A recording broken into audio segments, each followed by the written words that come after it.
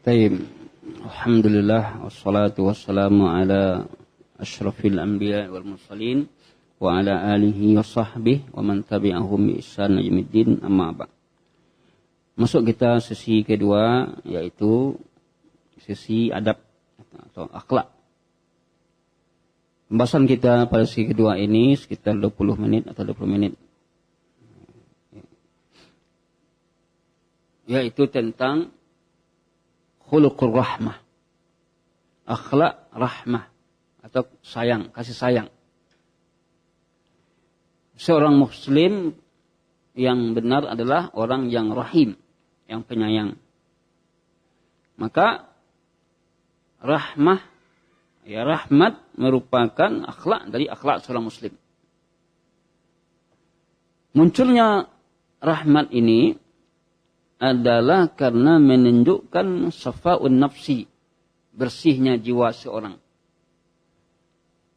Dan sucinya rohnya. Menunjukkan sucinya rohnya. Lalu dia melakukan kebaikan dengan sifat rahmah. Menegakkan amal saleh, menjauhi asyar, kejahatan. Menjauhi kerusakan-kerusakan yang kerusakan itu terjadi karena jauh seseorang dari sifat rahmat. Oleh karena itulah seorang muslim berupaya untuk meraih sifat kasih sayang tadi, ya.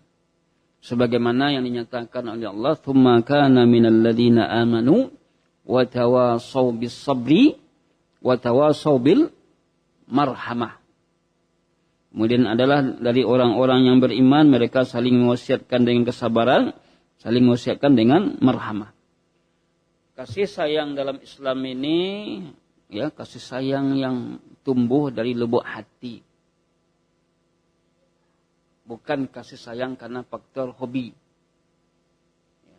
Kalau orang-orang kufar, ya, kasih sayang mereka, walaupun mereka mendengungkan kasih sayang, tapi mereka lebih banyak sayang mereka kepada hewan dibandingkan pada manusia. Kucing, anjing, ya, hewan-hewan peliharaan. Tapi anaknya, keluarganya tidak diperhatikannya, orang tuanya tidak diperhatikannya. Sedangkan kalau dalam Islam itu semakin tua seseorang, orang tua kita, semakin sayang kita. Beda dengan agama lain, mereka tidak memperhatikan itu.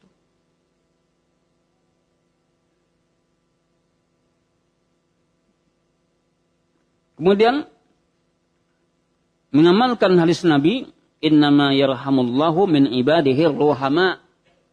Sesungguhnya orang-orang yang Allah rahmati dari hambanya adalah orang-orang ruhama, yang penyayang. Bahkan, ya, diriwayatkan dalam suatu hadis, ada salah seorang sahabat, ya, punya anak 9 orang. Lalu dia sampaikan ke anak, saya ada 9 orang, tidak satu pun yang saya cium. Nah, ada ciumnya anaknya. Ketika itu Nabi menegur dia. Bagaimana kalau sekiranya Allah mencabut rasa kasih sayang kamu? Tidak ada lagi rasa kasih sayang kamu. Kemudian, man la yarham la yurham. Siapa yang tidak menyayangi, tidak akan disayangi. Karena pada dasarnya sifat rahmat itu fitrah manusia sebenarnya. Tapi fitrah ini kalau tidak ada yang membangkitkannya, yang membangunnya, maka dia akan hilang. Ya. Fitrah ini akan bisa luntur, ya, ketika manusia tidak ada bimbingan, tidak ada yang menuntun. Fitrah berarti kalau fitrah itu meliputi orang mukmin dan orang kafir. Tapi ketika tidak ada yang menuntun, maka dia akan hilang. Nah, orang mukmin diumpamakan oleh Nabi adalah laksana sebuah bangunan atau seperti satu jasad. Mathalul mu'minin fi tawadihim wa tarahumihim, perumpamaan orang mukmin dalam kasih sayang mereka, dalam mencinta mereka, kelembutan mereka, kama thalil jasad, laksana satu tubuh. Idza staka minhu udhun, kalau sakit satu anggota tubuh, tada'a, yang lain ikut merasakan sakit. Ya. Contoh, kalau sakit gigi, apakah gigi aja yang sakit? Kan enggak, kaki sakit, berjalan maleh kan, kepala pun. Ya, karena dia saling keterkaitan. Sehingga dokter kalau dia mengobati, bukan obat gigi aja yang dikasih. Ya, ada antibiotik dia giahnya pula untuk bisa lalu kan. Ya, kalau masa sakit dia kasih obat tidur, ada dikasih lagi vitamin. Maka sifat rahmat ini merupakan sifat yang sangat mulia, mesti dimiliki oleh seorang mukmin. Jangan disangka sifat rahmat itu hanya rasa belas kasihan. Tapi harus nampak dari wujud nyata.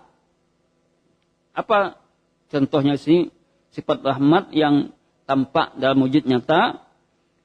Di antaranya adalah al-afu anzil zillah, memaafkan orang yang tergelincir, orang yang keliru, orang yang salah dimaafkan. Kalau sini orang salah kan tidak ditegur tapi diviralkan ya. Kalau sekarang ini salah orang diviralkan kesalahan-kesalahan, dijelekkan kesalahan di dunia sosial sekarang ini, media sosial. Apakah benar seperti itu? Kecuali kalau orang yang menyesatkan orang lain dan dampaknya besar, itu boleh disebutkan kesalahannya. Itu namanya apa? Tahzir. Memperingatkan orang dari kesesatan seorang. Apa? Al-afu an zilzillah. Di antara bentuk rahmat dalam bentuk nyata, memaafkan orang yang keliru, tergelincir, tanpa kesengajaan. Ya. Wal maghfirah li sahibil khatiyah, memberikan ampunan, memaafkan orang yang tersalah. Wa igatsatul malhub, menolong orang yang membutuhkan, membantu orang yang lemah. Ini dia wujud-wujud dari rahmat tadi. Ini memberi makan orang yang lapar, it'amul ja'i', memberi pakaian orang yang tidak punya pakaian. Ini wujud rahmat. Mengobati orang sakit, wujud rahmat. Kemudian menghibur orang-orang yang sedih. Kita berikan semangat, kita berikan motivasi dia, orang-orang dalam keadaan bersedih. Kita berikan motivasi untuk sabar. Dan banyak lagi yang lainnya. Mari kita lihat beberapa contoh rahmat. Pertama adalah daripada di Nabi sendiri. Jangan kira Nabi itu tidak menangis. Ya. Jangan kira Nabi itu tidak sedih. Diriwayatkan dalam satu hadis dari Anas bin Malik. Ia berkata, dakhalna ma'a Rasulillah, kami masuk bersama Rasulullah kepada Ali Abi Yusuf Al-Kin. Adalah Ali itu Zi'ran, yaitu saudara susuan terhadap saudara susuan bagi Ibrahim anak Nabi. Rasulullah sallallahu alaihi wasallam mengambil Ibrahim, yaitu anak beliau, lalu beliau menciumnya. Karena ketahuan kabarnya Ibrahim sakit. Kemudian dakhalna alaihi ba'da dzalik, kami masuk kemudian dan Ibrahim ketika itu bertemu dengan Rasulullah, maka ketika itu faja'alat aina Rasulullah, lalu Rasulullah ketika itu air matanya berlinang. Dilihat oleh salah seorang sahabat. Lalu berkata Abdurrahman bin Auf, "Wa anta Rasulullah? Engkau juga Rasulullah?" Maksudnya, engkau juga menangis. Jadi tidak awak menangis ada kan tu. Nabi juga air matanya belinang ketika melihat anaknya sakit, ya, yang dititipkannya kepada orang ibu susuannya. Fa anta ya Rasulullah, kata Abdullah bin Auf, ya Auf, innahar rahmah. Sungguhnya ini yang air mata yang keluar ini adalah rahmat. Ya, ada orang yang tidak pernah menangis, ya, tidak pernah bersedih dia. Ya. Innahar rahmah, kata Nabi. Kemudian apa katanya lagi? Belum menguatkan. Innal aina tadma, semuanya air mata keluar, wal qalbu yahzan, hati sedih. Wala naqulu illa ma yurdi rabbana. Tidak ada yang bisa kami katakan melainkan apa yang diridai oleh Rabb kami. Wa inna bifirakika ya Ibrahim lamahzunun. Sungguhnya berpisahnya kami dengan engkau ya Ibrahim ini membuat sedih, ya. Maka ini menunjukkan rahmat Nabi kepada anaknya yang masih kecil ketika itu dititip kepada ibu susunya. Memang kebiasaan orang Arab menitip anaknya kepada siapa? Ibu susunya. Murdia. Jadi sifat Nabi dengan mencium Ibrahim, ya, dan menangisnya dia ketika melihat Nabi, Ibrahim itu, ya, sakit, ini menunjukkan sifat rahmat Nabi. Ada lagi riwayat dari Abi Hurairah, yaitu seorang yang memberi minum seekor anjing. Bainama rajulun yamshi fashtadda alaihi al-atas. Ya. Rasulullah berkata, ketika ada seorang laki-laki berjalan fashtadda alaihi al-atas, lalu dia sangat kehausan. Lalu dia turun ke sebuah sumur, lalu dia minum. Setelah itu dia keluar. Lalu dia melihat seekor anjing, lidahnya terjulur kehausan seperti anjing mau mati, ya. Ya'kulu thara, ya, dia memakan akar-akar rumput, ya, karena hausnya dia. Memakan kotoran, hampir kotoran. Faqal, lalu laki-laki yang melihat tadi, dibacanya situasi anjing tadi. Laqad balagha bihadza misal ladzi balagha bi. Sungguh sudah sampai anjing ini kehausan sebagaimana aku haus, ya. Jadi dia mampu membaca bagaimana laparnya, hausnya anjing tadi. Akhirnya bagaimana sikapnya? Famalaha khuffahu, diisilah sepatu botnya dengan air. Dia tahan dengan lidahnya, dia mengambilnya. Thumma raqa, kemudian dia naik. Lalu dia beri minuman anjing tadi. Allah mensyukuri, Allah mengucapkan pujian kepada laki-laki tadi dan diampuni dosanya. Lalu ketika sahabat-sahabat mendengar cerita tadi, ya Rasulullah, wa inna lana fil bahaim ajran, apakah kami jika kita berbuat baik kepada hewan binatang ada pahalanya? Qala, lalu Nabi menjawab, fi kulli dzati kabidin radbatin ajrun, pada setiap anggota tubuh, ya, itu ada ganjaran pahala jika seseorang berbuat baik. Maka turunnya laki-laki tadi, ya, ke sumur, lalu membawa, walaupun dia sulit, lalu dia mengambil air, lalu dia minumkan kepada anjing yang kehausan. Ini adalah bentuk sifat rahmat kepada anjing. Ya, termasuk hewan-hewan lain. Kalau ada kucing di rumah awak, kalau tidak ada dia makan, jangan pelihara kucing. Buang aja. Kalau tidak mau kita beri makan. Ya. Karena rahmat tadi. Karena kan ada orang yang tidak mau memelihara kucing. Ya, silakan bawa keluar, buang tempat yang nyaman. Jadi, kalau ada di rumahnya, kita ketika dia minta makan, kasih makan. Tapi jangan sampai pula berlebihan dengan kucing. Ada kucing 5 ekor kucing di rumah. Anaknya lalu dia makan, kucing dirusun dulu. Ada aja seperti itu. Ini bukan berarti, artinya adalah cerita tentang anjing tadi, bukan berarti kita memelihara anjing, enggak. Tapi ketika anjing itu nampak kehausan, kan ini bicara tentang apa ini? bicara tentang rahmat. Bukan berarti karena kita tidak boleh ya memelihara anjing. Kecuali anjing untuk ya kebun ya. Karena orang yang memelihara anjing tadi kurang pahalanya 2 kirat setiap hari. Masyarakat kita banyak memelihara anjing ya. Kayak buru. Kadang buru ini kan hobi aja.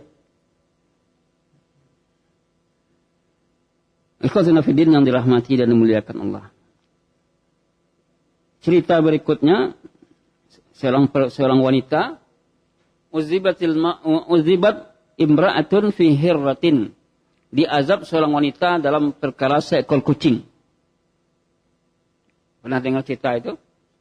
Seorang wanita, diriwayatkan dia diazab karena dia mengurung seekor kucing. Lalu tidak dikasih makan. Dikurungnya kucing, tidak dikasih makan. Dia azab dia. La antiha, dikatakan kepadanya, engkau tidak memberi makan dia, tidak memberikan minum dia, ya, ketika dia mengurung tadi, tidak menyiapkan makanan untuknya sampai kucing itu makan, ya, akar-akar, makan tanah segala macam. Akhirnya wanita tadi sikap, ya, yang tidak baik tadi menyebabkan dia diazab, ya. Diazab dia. Ini menunjukkan sikap rahmat ya akan kalau seorang tidak punya sikap rahmat, sikap sayang akan menyebabkan dia terazab. Menunjukkan apa? Qaswatul qalbi, kesat hati. Orang kalau tidak ada penyayangnya itu menandakan hati kesat. Maka ini merupakan penyakit hati. Hati yang berpenyakit, ya memang tidak ada kasih sayang.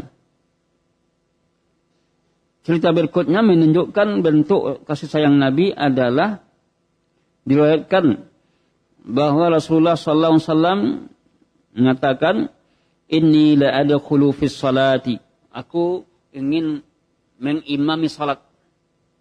Fa uridu italataha. Aku ingin memanjangkan bacaan salat. Fa asma'u buka as-sabi. Lalu aku mendengar tangisan bayi. Fa atazawwazu bima a'lam. Lalu aku singkatkan salatku. Ya. Disebabkan aku tahu sedihnya hati ibunya karena anaknya menangis. Sampai dalam masalah ibadah perlu kita punya kasih sayang. Kalau dalam sholat itu, ada jemaah kita banyak yang tua-tua, imam harus pandai membaca. Ini jemaah kita baru umurnya tua-tua.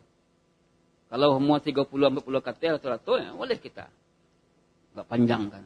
Kemudian lihat pula, kalau ada umur yang sudah lansia dalam sholat berjamaah tadi, ya berarti kita kurangi bacaan, panjang bacaan tadi. Termasuk kalau ada anak-anak kecil. Kalau nanti dia menangis bagaimana? Bayangkan sampai di situ rahmat Nabi. Sayang Nabi sampai ke situ, sampai persoalan ibadah pun diperhatikan. Jadi artinya adalah tidak asal panjang bacaan saja. Ya mungkin di antara antum lah pernah pergi ke Makkah, Masjidil Haram kan. Kadang imam tu yang dibacanya Al-Kafirun. Karena jemaah tu banyak soalnya. Pendek-pendek bacaan Imam Masjidil Haram tadi. Kecuali waktu Ramadan. Kalau salat wajib, pendek-pendek bacaannya. Ya, pendek-pendek, just 30 rata-rata. Kadang Al-Kausar bacanya. Al-Ikhlas. Kenapa? Karena imam tahu bahwa jemaah umroh itu atau jemaah yang datang berkunjung itu banyak yang tua. Kan imamnya hafaz Quran dah. Jadi bukan berarti kalau kita hafaz Quran, ya, jadi imam lalu punya panjang bacaan dah. Lihat kondisi jemaah kita. Salat wajib Kalau salat sunnah ya tidak apa-apa. Itu pun juga dilihat kondisi dan keadaan. Jadi kalau bulan Ramadan memang sunnahnya seperti itu. Nabi mengajarkan untuk melamakan, memanjangkan bacaan kalau bulan Ramadan. Kenapa? Ingin mendapatkan pahala yang besar. Untuk menghidupkan bulan Ramadan, untuk mendapatkan Lailatul Qadar. Tapi kalau dalam salat wajib, ya tidak boleh panjang-panjang lihat situasi dan kondisi jemaah tadi. Yang kadang-kadang akhirnya mereka lari. Itu menunjukkan kasih sayang. Ya. Dan banyak lagi kisah-kisah ya tentang sikap rahmat yang dilakukan oleh para as-salafus salih. Wallahu a'lam bishawab. Ini yang bisa kita sampaikan. Semoga Allah Subhanahu wa taala menanamkan sifat rahmat dalam hati kita, dalam diri kita. Yang ini semuanya tidak akan bisa terwujud melainkan dengan melatih dan membina sifat rahmat pada diri kita. Akhirul kalam, subhanakallahumma bihamdik, asyhadu an la ilaha illa anta, astaghfiruka wa atubu ilaik. Assalamualaikum warahmatullahi wabarakatuh.